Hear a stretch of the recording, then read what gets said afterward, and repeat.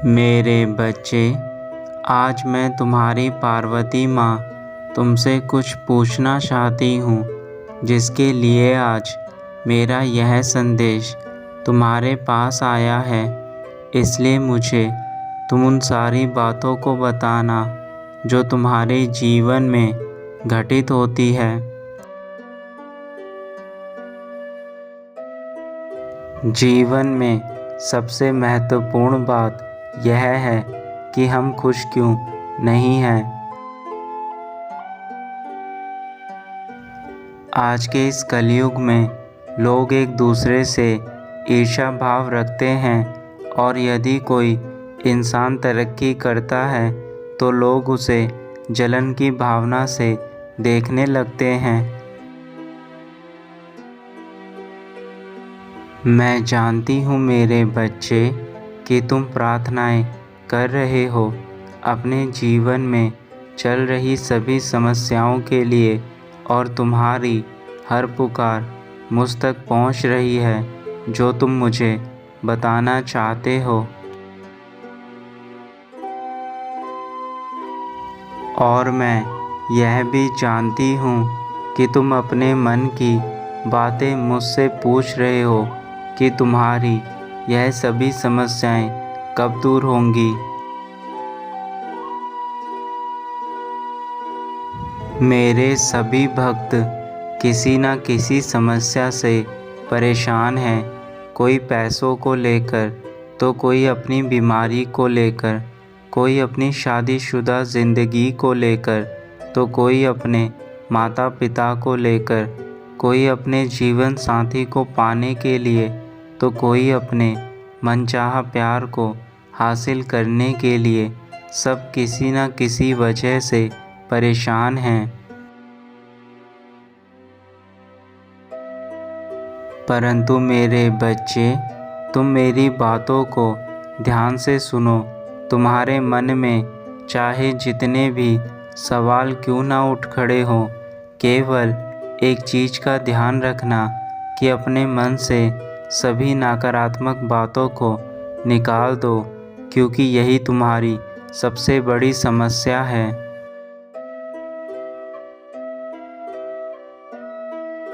इन नकारात्मक विचारों को त्याग कर तुम सिर्फ मेरी आराधना में विलीन हो जाओ और केवल मेरा ध्यान करो।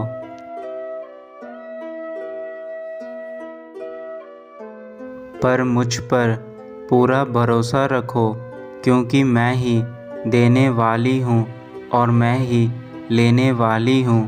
मैं ही बनाने वाली हूँ और मैं ही बिगाड़ने वाली हूँ। मुझ में ही सब कुछ समाहित है और मुझ में ही सब कुछ अंत है।